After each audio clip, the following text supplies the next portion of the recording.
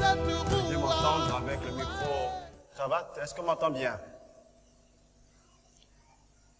Est-ce qu'on m'entend bien? Sinon, je vais prendre le micro baladeur.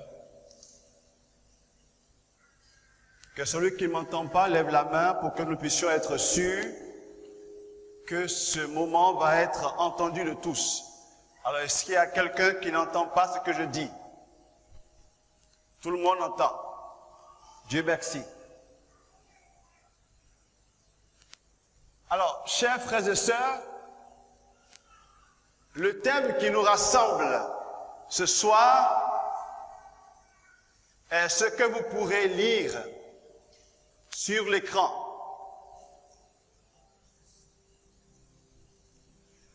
L'Église synodale, définition, importance et manifestation. Alors, ça ne ressemble pas aux thèmes habituels que nous avons au temps de prière, on va dire charismatique. Ça ne ressemble pas au thème habituel quand nous parlons d'Esprit Saint. En général, nous pouvons entendre des thèmes du genre souffle, Esprit de Dieu, ou bien l'Esprit du Seigneur est sur moi parce qu'il m'a oint pour guérir tout cela. Mais nous avons pensé que de temps en temps, il est important que nous allions un peu plus en profondeur que ce que nous entendons habituellement. Car nous croyons que la parole de Dieu est quelque chose de réel, de concret dans nos vies. Et si on en prend garde, donc si on y fait attention, nous aurons une vie spirituelle qui est dans les airs. On dirait qu'il est abstrait. Et pourtant, la vie chrétienne est quelque chose de concret. Alors, il est bon que nous puissions constater les effets réels de notre foi chrétienne dans notre être concret de chrétien, notre marche concrète. Et il est bon que nous puissions aspirer à des choses encore plus grandes et encore plus fortes. Notre évêque, dans son homélie, nous a situé sur un moment, quelque chose d'important. Il a dit qu'il est bon que nous puissions chercher les charismes dont parle l'apôtre Paul. Il est bon que nous puissions rechercher le charisme de guérison. Il faut qu'on l'ait. Il est bon que nous cherchions le charisme de parler en langue. Il faut qu'on l'ait. C'est normal. Il est bon de chercher le charisme de miracle. Il faut qu'on l'ait. Mais notre évêque nous a dit que l'apôtre Paul ne se limite pas à ce charisme, mais il va en profondeur en disant, nous devons aspirer à des charismes encore plus importants. Et ce charisme plus important, c'est la profondeur de l'amour de Dieu, frères et sœurs. Voilà pourquoi, pendant ces 3 jours, nous allons articuler, c'est-à-dire mettre ensemble le charismatique et le catéchétique. Donc, pour ceux qui aiment le charismatique, vous serez servis. Il y aura de grandes manifestations charismatiques. On a commencé. Amen. Mais ça, ce n'est que... c'est même pas encore l'entrée en matière. C'est juste l'entrée. Amen. Demain et après-demain, des choses encore plus grandes se feront. Mais il y aura aussi du catéchétique, ça veut dire, on va prendre le temps de nous enseigner sur des choses importantes et profondes pour nous. Donc, pour ceux qui aiment les enseignements, vous serez aussi servis. Mais, ceux qui seront le mieux servis, ce sont ceux qui aiment et le charismatique les enseignements. Ceux qui aiment les deux seront encore plus servis. Est-ce qu'il y a des gens ici qui veulent être très, très, très bien servis?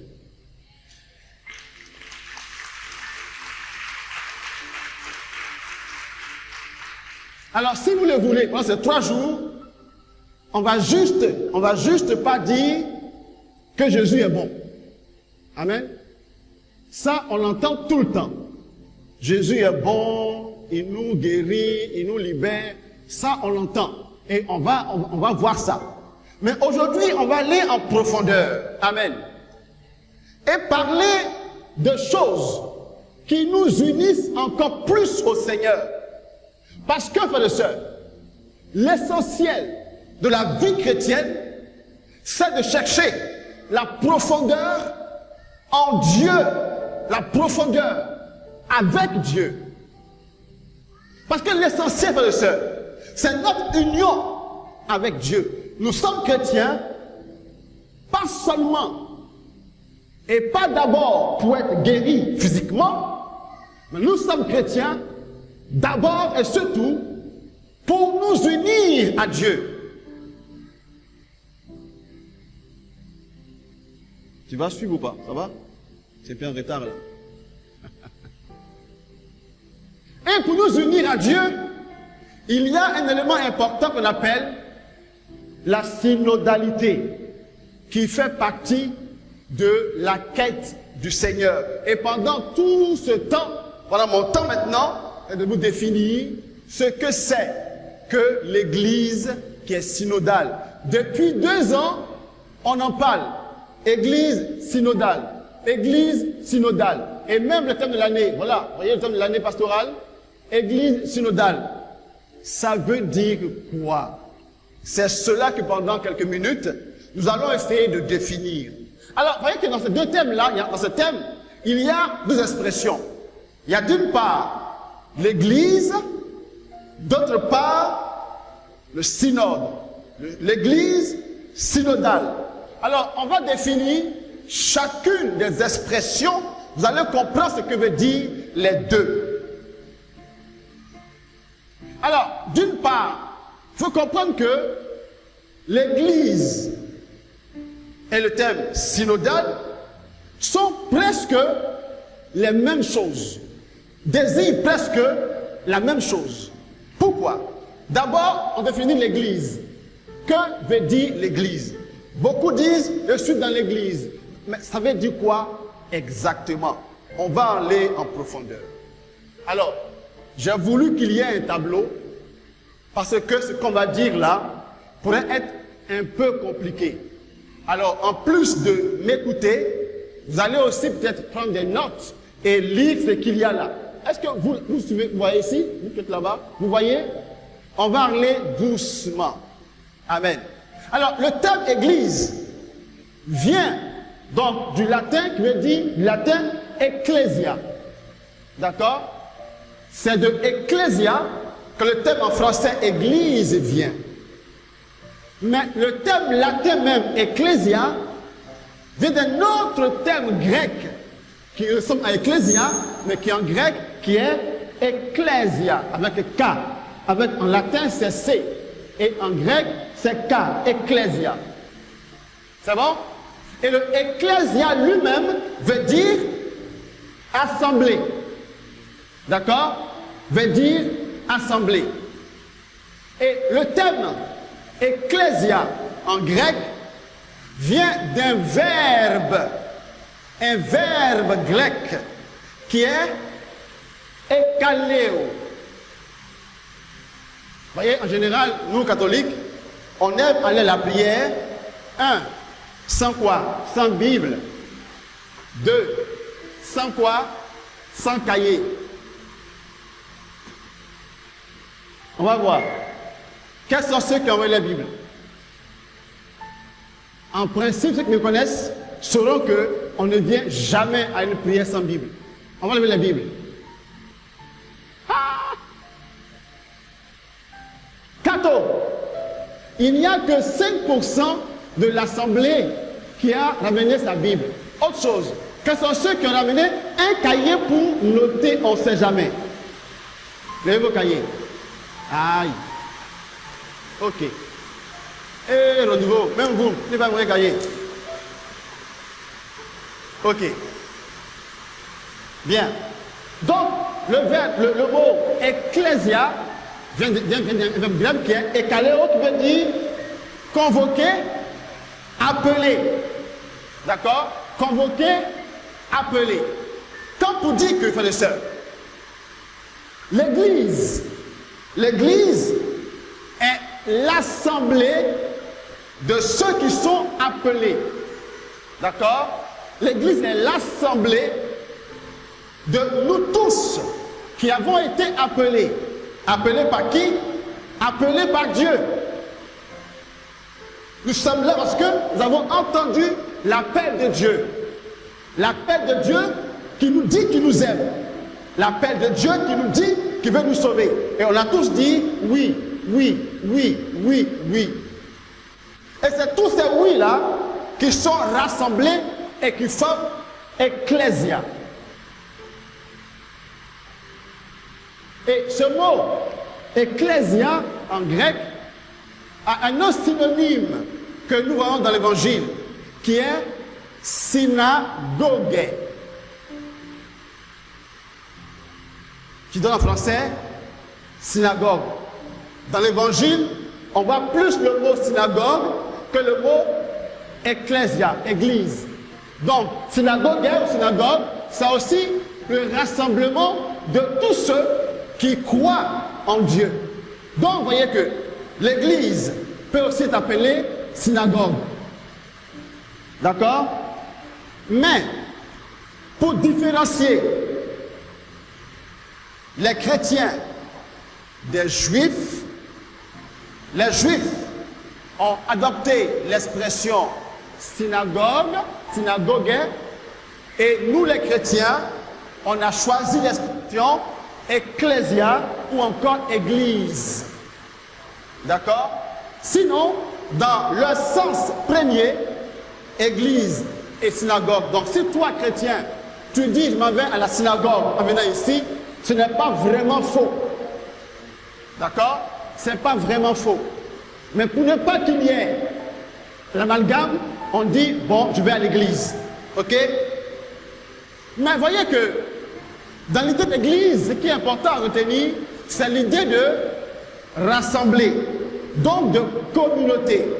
Qui parle d'église, parle de communauté.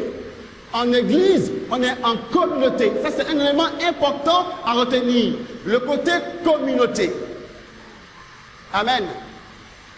Amen.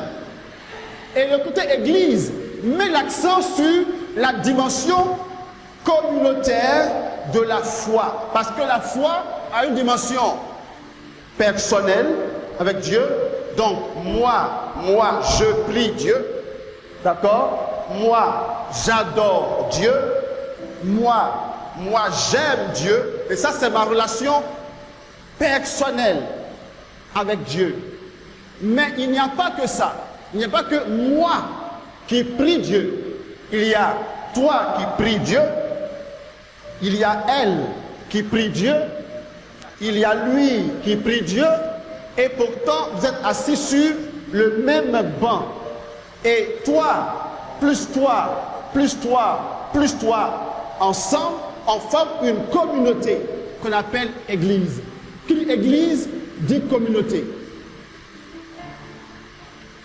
L'autre chose, le thème synode, parce que dans synodal, il y a synode. Mais alors, que veut dire synode? Et là encore, on va aller en profondeur avec le grec, pour qu'on puisse bien comprendre d'où que c'est écrit. Dans synode, il y a deux thèmes. Le thème soun, qui veut dire avec, d'accord? Avec. Et le thème odos, qui veut dire route, chemin, d'accord? Et donc, synode veut dire faire route ensemble. Lui, faire route avec elle, elle, faire route avec lui, lui fait route avec elle, on dit qu'ils sont en synode, parce qu'ils marchent ensemble. Nous tous ici, nous sommes réunis ensemble ici pour prier, pour vivre une seule convention. Alors nous sommes ici en synode, car nous sommes ensemble pour marcher ensemble. Donc, voyez que quand on dit église, quand on dit synode, il y a un élément qui réunit les deux, lequel c'est la communauté, c'est le côté rassemblement, le côté être ensemble, vivre des choses ensemble, communautaire. Amen. Est-ce qu'on commence à comprendre ce que dit l'église synodale? Ça met l'accent sur notre être ensemble. Donc, comprenez que, frères et sœurs, quand souvent certains disent « Moi, je crois en Dieu, mais je prie seul dans ma chambre », en fait, c'est impossible. C'est impossible de croire en Dieu et de prier seul dans sa chambre. Seulement, moi, là, avec l'église de la semaine dedans, c'est moi seul. Ça n'existait pas. Parce que qui dit église dit déjà ensemble, communauté. Mais si synode et église se ressemblent, parce que mettre l'accent sur le côté communautaire, maintenant on va voir en quoi est-ce que l'église se différencie du synode. La différence que maintenant on va voir au tableau est que le côté église met l'accent sur notre nature. Ce qui fait que notre foi existe, c'est que cette foi-là est communautaire. L'église, le mot église met l'accent sur notre nature de communauté. J'ai une nature de communauté. Et ce qui fait que le synode est différent de l'église est que le synode met l'accent sur le fonctionnement de l'église. L'église existe par la communauté et le synode nous montre que l'église fonctionne aussi par la communauté.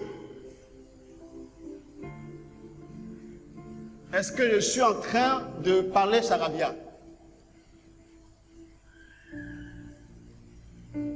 Dites-moi, est-ce que je suis en train de parler charabia? Ok, ça c'est le côté un peu bizarre de la chose. Maintenant on va descendre un peu d'écran, d'accord? Maintenant en ouvrant nos Bibles, avec ça on va mieux comprendre pourquoi on parle d'église synodale. Les deux, on a dit mettre l'accent sur la communauté. Et c'est vraiment quelque chose d'important. Pourquoi? Parce que, frères et sœurs, nous avons un Dieu qui est ceci. Genèse 1, verset 26. Écoutez, comment Dieu est? Pourquoi on parle d'église synodale? C'est à cause de Dieu, de comment Dieu est. Alors, comment il est Dieu?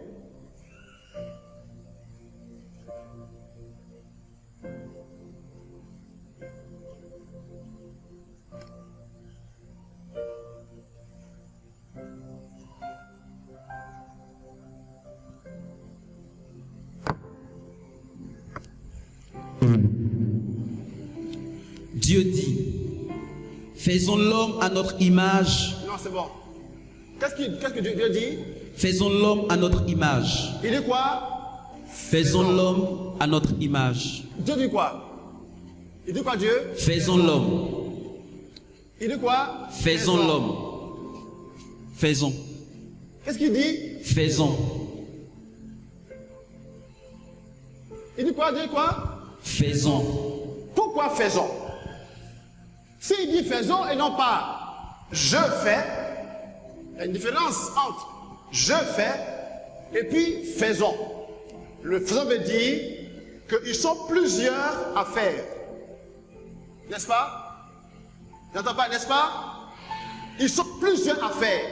Il ne pas dire je fais. Il dit, hé, vous là, faisons.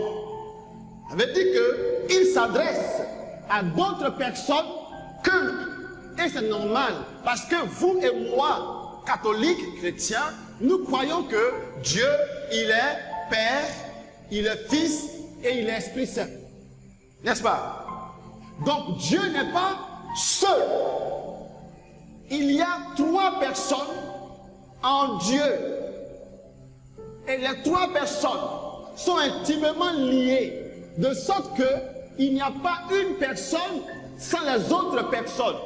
Le Père est lié avec le Fils est en lien avec le Père, et les deux sont en lien avec l'Esprit Saint. Alors, en Dieu, il y a une communauté. En fait, Dieu est communautaire. Amen. Dieu est communautaire. Je peux être seul. Moi, je vis mieux sans les autres. En fait, tu es mort. Tu comprends? Tu es mort. Car Dieu lui-même dit, c'est pas possible. Alors, si l'être humain n'existe pas vraiment tout seul, alors la foi chrétienne particulièrement, est aussi une foi communautaire. On ne peut pas croire en Dieu tout seul.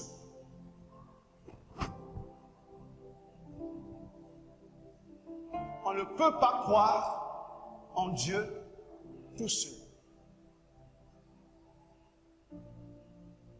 Voilà pourquoi il nous redit encore lui-même en Matthieu le chapitre 5, les versets 23 à 24, il dit ceci. Écoute très bien. Quand donc tu vas présenter ton offrande à l'autel, Quand tu veux faire une offrande à Dieu, d'accord? Quand tu veux prier, ok? si là tu te souviens que ton frère a quelque chose contre toi, laisse là ton offrande devant l'autel et va d'abord te réconcilier avec ton frère. Comme on dit, toi, tu es sincère, d'accord? Tu es sincère. Tu viens aller prier Dieu, sincèrement, d'accord? Ok? Tu pars. Dieu dit, écoute, il y a un souci. Avec ton frère, il y a un problème. Va te réconcilier avant de revenir. Pourquoi? Parce que en fait, on ne va pas à Dieu tout seul. On va à Dieu avec son frère. Amen. On va à Dieu avec son frère. Pas tout seul. Et donc si ce frère avec qui tu dois aller à Dieu, si entre vous la relation est brisée, en fait ta foi est brisée. Ta relation est brisée. Il faut d'abord que le lien avec ce frère avec qui tu vas à Dieu, que ce lien soit restauré. Ce qui montre, je le redis, que la foi est une foi communautaire. Une foi qui se vit avec les autres. Et la même chose est dite en Marc 11, 25, où Dieu dit, quand tu veux prier, et que là tu te souviens que toi, tu as quelque chose contre ton frère, va aussi te réconcilier. Parce que si ta relation avec ton frère est brisée, ta foi aussi est brisée, parce que la foi se vit avec les autres. Voilà pourquoi, frères et sœurs, la foi se vit en église. La foi se vit en église, elle se vit en synode, c'est-à-dire les uns avec les autres. Écoutez, quand beaucoup m'ont appris que Gérard Souli venait, j'étais content. Parce que il faut aussi Gérard Souli pour vous aider à croître. Et la chose que vous n'aurez pas, si tu ne passes par Gérard Souli, il faut lui. D'autres encore, on a dit que Eferlin arrive. Ils sont aussi heureux. Parce que justement, la foi, on la vit avec aussi Eferlin. Sans Eferlin, sans Gérard et sans d'autres personnes, frères et sœurs, il y a quelque chose de la foi qui est brisé. D'où l'importance de l'église, de être ensemble. Et l'apôtre Paul va dire encore une chose aussi sublime. Romains 12, verset 5. Ainsi, à plusieurs, nous sommes un seul corps en Christ. À plusieurs, nous sommes un seul corps. Et donc quoi? Étant tous membres les uns des autres, chacun pour sa part. Nous sommes tous membres les uns des autres. Mamie, venez. Venez, vous deux, toi aussi. Oui. Venez en souriant, vous êtes filmés.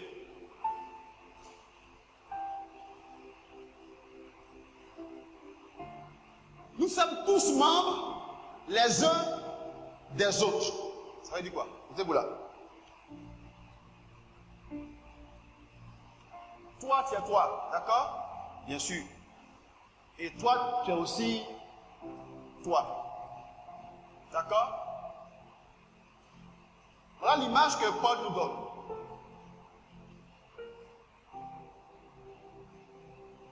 En fait, toi, ton bras droit n'existe plus. Et toi, ton bras droit n'existe plus. En fait, toi, ton bras droit, c'est ça qui est là.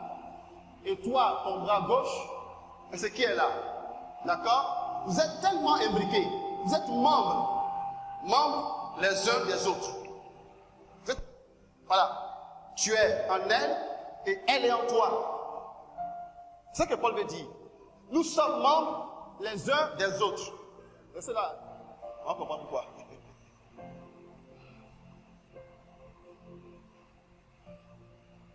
Alors, si nous sommes membres comme ça, écoutez-moi, c'est quoi ton nom?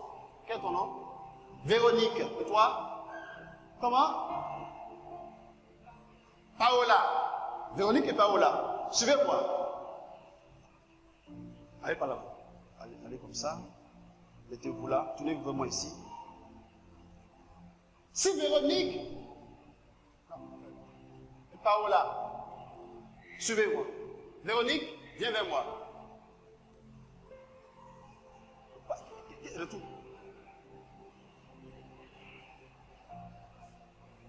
Ton bras gauche n'existe plus, droit n'existe plus. Et toi aussi. Vous êtes membres, collés. Véronique, viens vers moi. Paola, parle.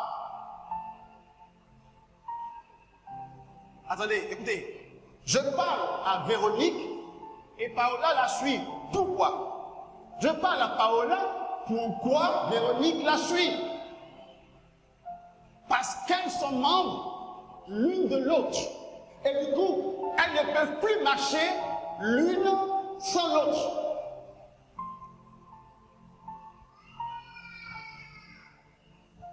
Amen. Du coup, Paola, toi, va à droite. Attends, j'arrive. Non, c'est Véronique. Véronique, va à droite. Paola, va. Non, mais vous êtes collés, hein. On ne se colle pas. Vous deux, allez chacun de vos côtés. Allez-y, bougez.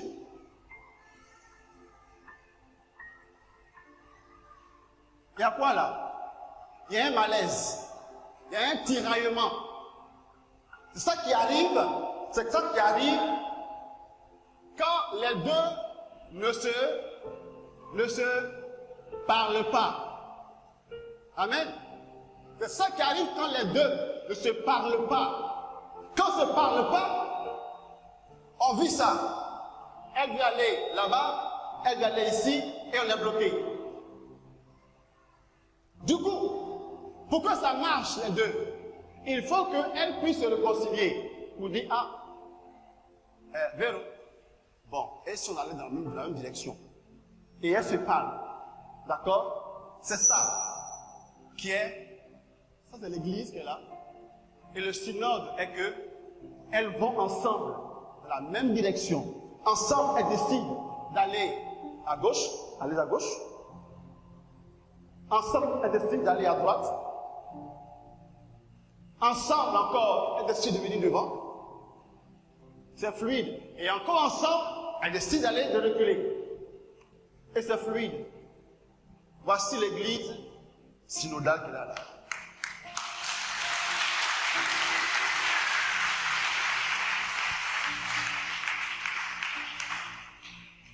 C'est ça. En fait, plus jamais, Paola ne peut rien faire sans elle. Et plus jamais, Véronique ne peut rien faire sans elle. Il faut que les deux soient ensemble. Sinon, ça ne marche pas. Comme on dit quoi? Dans l'église, une seule personne ne peut pas tout faire. Tu as beau être prêtre. Tu ne peux pas tout faire. Dans l'église, aucune religieuse ne peut tout faire. Dans l'église, aucun laïc ne peut tout faire. En fait, il faut tout le monde comme ça pour que l'église marche bien. S'il y a un qui estime que lui, il peut tout faire, on est foutu. S'il y a tel laïc qui pense que lui peut tout faire, on est foutu. Si dans l'église, un mouvement pense qu'il peut tout faire, on est foutu. Si dans l'église, une communauté pense qu'elle peut tout faire, on est foutu. Si dans l'église, un évêque pense qu'il peut tout faire, on est foutu. Si dans l'église, un prêtre pense qu'il peut tout faire, on est foutu. Si dans l'église, un curé pense qu'il peut tout faire, on est foutu.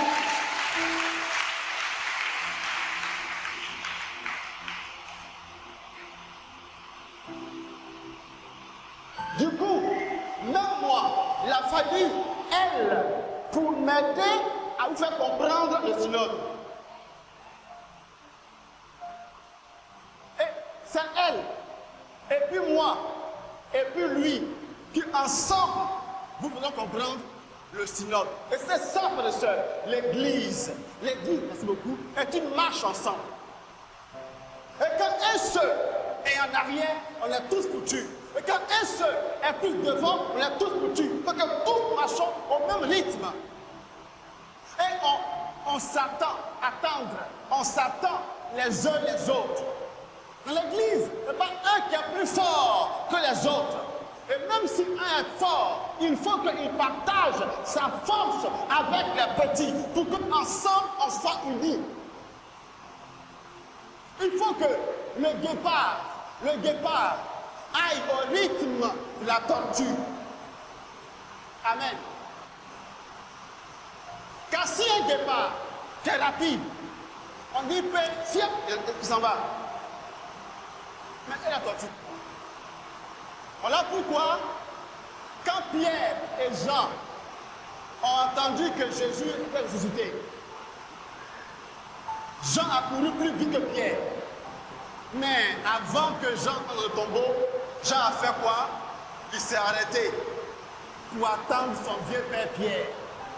C'est quand Pierre est arrivé qu'ensemble, ils sont rentrés dans le tombeau et puis ensemble, ils ont constaté que Jésus n'était plus dans le tombeau.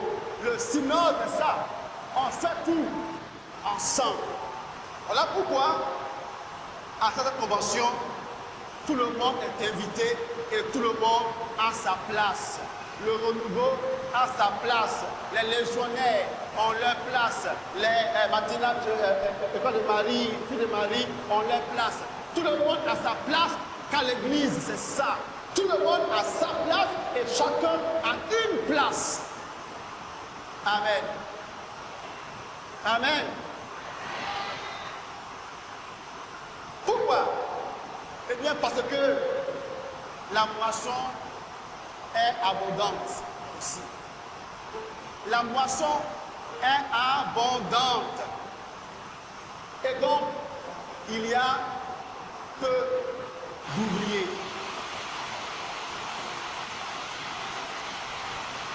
Et quand une moisson, quand un champ est grand, il faut qu'on soit plusieurs à le cultiver. Quand un champ est vaste, est-ce que avec la pluie, on m'entend toujours? Si tu m'entends, lève la main. Derrière, m'entend derrière? C'est bon derrière? Ok. Quand un champ est grand, il faut qu'on soit nombreux à le cultiver. Alors, j'ignore pour toi, mais je pense que pour 1 hectare de champ d'arachide, toi seul, il te faudra au moins 2 mois pour cultiver 1 hectare ou même 2 hectares. Mais si pour 1 hectare, vous êtes 10, en quelques heures, on a fini. Eh bien, le champ de Dieu est vaste. Et un seul ne pourra jamais faire à lui tout seul la mission. Un seul, jamais. Jamais. Et non seulement le champ, il est vaste, mais le champ, on va dire, il est aussi complexe. On va dire que il y a des domaines dans le champ, des domaines. Et une seule personne ne peut pas maîtriser tous les domaines dans un champ. Voilà pourquoi l'apôtre Paul parle de charisme. Dans le charisme, chacun a une portion de la terre qu'il maîtrise et qu'il fait bien pour tout le monde. Tout à l'heure, quand le frère Gérard est venu commencer l'adoration, il était porté vers les cieux. C'était glorieux. Et qu'il ouvre la bouche, on adore en même temps. Ça, c'est son domaine. Et tout le monde n'est pas comme lui. Et il n'est pas comme tout le monde. Et si moi je vais essayer de faire ce qu'il fait, je vais taper poteau. Amen. Parce que ce n'est pas mon domaine d'action. Il faut son domaine. Et il faut ton domaine à toi. Et il faut leur domaine à eux. Et c'est ce domaine-là qu'on met ensemble. Et on affirme que l'Église marche ensemble. Amen. Alors, pendant ces 3 jours, nous sommes venus vous dire que toi, tu es important pour la mission. Que toi, tu es important pour la mission. Que toi, tu es aussi important pour la mission.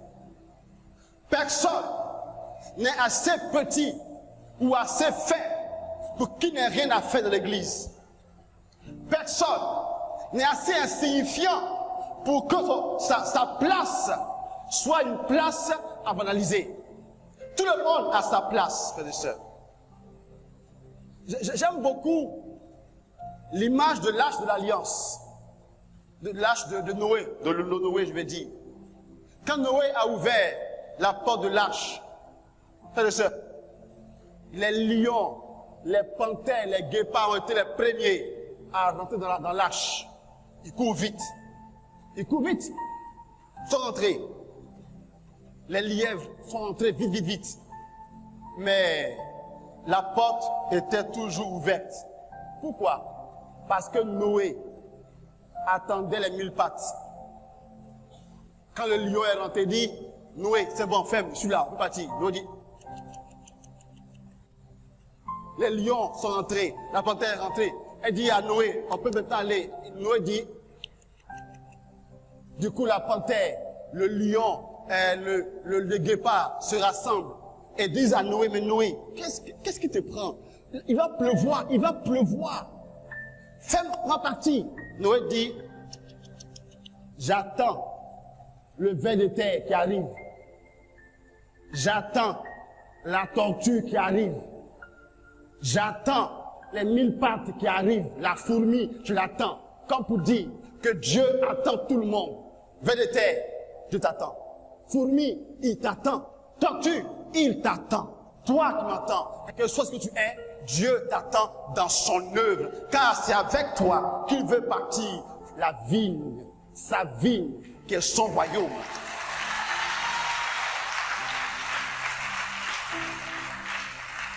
Alors, frères et sœurs, personne n'est excusable de dire, mais moi, je ne peux pas faire. Tu n'es plus excusable. Il n'y a rien. Frères et sœurs, si tu penses que tu n'arrives pas à faire ceci, eh bien, il y a autre chose que toi, tu sais faire, que tu peux faire, et donc, que tu vas faire à compter d'aujourd'hui. Amen. Il y a des choses que aujourd'hui tu vas décider de faire.